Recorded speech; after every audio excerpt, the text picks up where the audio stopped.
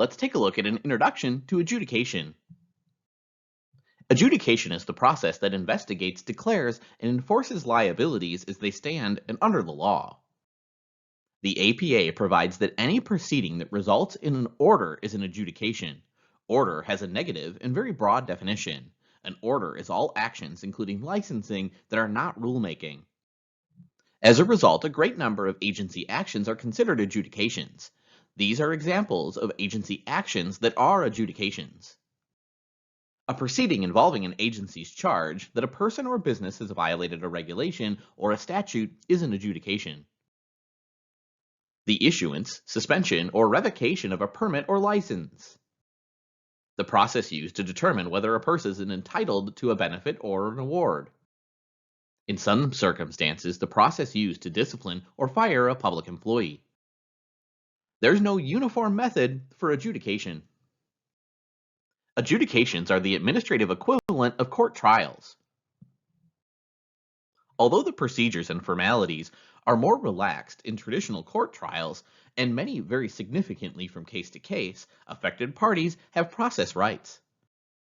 In more formal cases, this may include the right to present evidence, examine and cross-examine witnesses, and make arguments to a presiding agency official. For this process to work, all parties must receive notice of an impending adjudication. The APA requires that parties be timely informed of the time, place, and nature of the hearing. The reason for requiring notice of the time and location of the hearing is obvious. People and organizations that may be impacted need to be aware that something may happen so that they can respond. To be timely, notice must be made in fair enough in advance of a hearing to allow parties to adequately prepare for their case. A few hours' notice is not likely to be adequate in any circumstance. Notice of both legal and factual issues must be made under the APA. At a hearing, the agency may try new issues as long as it's reasonable to do so. If a new issue is so unrelated to the issues described in the notice that a party could not have been prepared to address them, a continuance must be granted. Surprise by an agency is a violative of the due process standard. Notices will not be invalidated because of technical defects. Therefore, a technical defect, such as a misspelled name, does not invalidate a notice. Of course, an incorrect hearing date likely does violate due process. Two important questions agencies must answer is who must be given notice and who may participate in adjudication. There are a number of ways one can participate in an administrative proceeding. Obviously, if one is a named party, participation is required. Many APA provisions refer to parties in interest. In addition, a person who qualifies as a party in interest may seek intervention. That is, if a person is not named a party in an administrative proceeding or lawsuit, but is a party in interest, he or she may become part of the proceeding. Thus, it must be determined who qualifies to be a party in interest. The APA does not expressly define the phrase party in interest. However, the courts have provided some guidance in this area. First, there are obvious parties who must be allowed to participate. Those who are the subject of agency action must be provided with notice and given an opportunity to participate in all hearings. The line between those who are parties in interest and those who are not is not always easy to draw. Generally, the law of party in interest parallels the law of constitutional standing. That is, if an individual satisfies the standing requirements for participating in a judicial proceeding, the individual is a party in interest at the administrative level. The trend is to be open to administrative proceedings and participation by a broader range of parties. It makes it possible in federal administrative proceedings in some circumstances for an individual who does not satisfy standing requirements. In summary, the right to participate has been extended beyond obvious parties. Competitors and other parties who may suffer some form of economic harm are allowed to participate.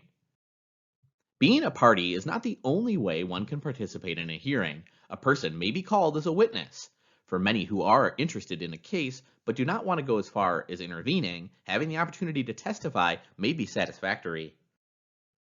Such an individual must, however, have information relevant to the proceeding. A mere narrative of opinion is not likely to be permitted. In either circumstance, all class members are entitled to a full and zealous representation. Rules of Civil Procedures of the Courts of the United States provide for discovery after a case has been initiated. Discovery is the pretrial process whereby parties to a case exchange information and obtain information from non-parties to allow the parties to prepare for trial in an informed manner. Discovery prevents trial by surprise. In addition, it encouraged settlement because the parties learn the facts of the case and each other's legal theories early in the game. With this knowledge, the parties can make a realistic evaluation of their case and therefore be in better positions to engage in settlement negotiations. It's also believed that discovery makes trials more fair. The federal rules of civil procedure permit discovery of anything reasonably calculated to lead to the discovery of admissible evidence. However, exceptions are recognized. The rules of discovery in administrative proceedings are much different than those used in the courts. First, the APA does not mention discovery except in the context of the Freedom of Information Act. The APA, therefore, does not require agencies to disclose information prior to the hearing. Similarly, it's been determined that the U.S. Constitution does not require pre-hearing discovery in administrative proceedings. There are 6 primary tools of discovery: interrogatories, depositions, requests for production of documents, requests for admissions, bills of particulars, and subpoenas. Interrogatories are written questions presented to a party to be answered under oath and in writing. A deposition is an oral testimony given under oath, not in court. Requests for production of documents may also be made. When asked, a party must produce all documents named by the requesting party. A request for admissions is similar to an interrogatory. It's a written statement of statements that must be reported in writing. However, unlike an interrogatory, the response cannot be a narrative. The Freedom of Information Act may also provide another means of discovery. Finally, one non-discoveratory device should be mentioned: stipulations. A stipulation is an agreement between the parties that a particular matter is true. Stipulations expedite trial because they eliminate testimony and other evidence from being presented. The APA states employees presiding at hearings may hold conferences for the settlement or simplification of issues by consent of the parties. The pre-hearing conference is the administrative equivalent to a judicial pretrial conference. Because of the issues discussed during the conference, it's a good source of discovery for the parties. At the pre-conference or pre-hearing conference, the parties may discuss and identify the issues, discuss stipulations, review exhibits and other evidence, provide a list of witnesses expected to be called, and consider settlement. Also, the presiding official reviews the format and procedure of the hearing with attorneys. The presiding officer decides when the pre-hearing conference is to take place. Agencies possess considerable discretion in settling cases. This may occur any time in the life of a case. Little attention is given to settlement in the APA, but it does require agencies to entertain settlement offers prior to the commencement of an adjudicatory hearing if time, the nature of proceedings, and the public interest permit. Even if permitted, the decision whether to accept such an offer is within the discretion of the appropriate agency official. In addition to settlement, the APA encourages agencies to use alternative dispute resolution to dispose of cases. ADR is generally regarded as less expensive and less time-consuming than formal adjudication or litigation. Mediation, arbitration, and conciliation are commonly used forms of ADR. Simply because a proceeding qualifies as an adjudication under the APA doesn't mean that trial-type procedures must be used. The APA mandates trial-type procedures only whenever another statute specifically requires them. A congressional mandate for a hearing is not likely to be construed as requiring a trial-type hearing.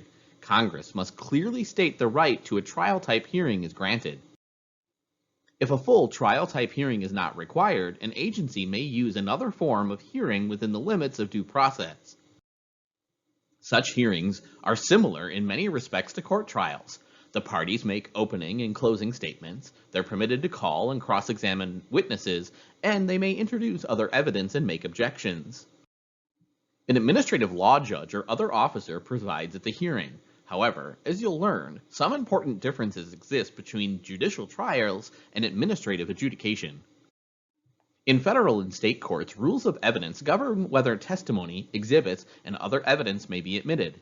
Evidence that is untrustworthy, irrelevant, or unduly prejudicial will be excluded from trial under various rules. A presiding officer of an administrative hearing may admit hearsay and other evidence that would be excluded from a judicial trial unless the agency has a rule of evidence that requires otherwise. Although agencies are not bound by court rules of evidence and therefore may admit incompetent evidence, their decisions should not be based on such evidence alone. Common law, recognizing the importance of privacy of certain communications, developed privileges prohibiting the government from compelling disclosure of such communication. Judicial notice is a method of avoiding the need to prove the well-known or the obvious. The purpose of judicial notice is to save time. A hallmark of the U.S. judicial branch is independence. Article 3 of the Constitution creates the Supreme Court of the United States and such inferior courts that Congress decides to create. It's the basic tenet of due process that have a fair hearing and there must be an unbiased and neutral ALJ. 3 issues are raised in this context: interest, bias, and prejudgment. As a general proposition, parties have the right to be represented by counsel in administrative adjudications. In most cases today, the right is established by statute or rule. The final stage of the adjudicative process is the issuance of a decision. The APA requires that all parties in an adjudication be permitted to submit proposed findings and conclusions before any decision is rendered. Finally, you may want to attend an administrative hearing as an observer to get an idea of what it looks, sounds, and feels like.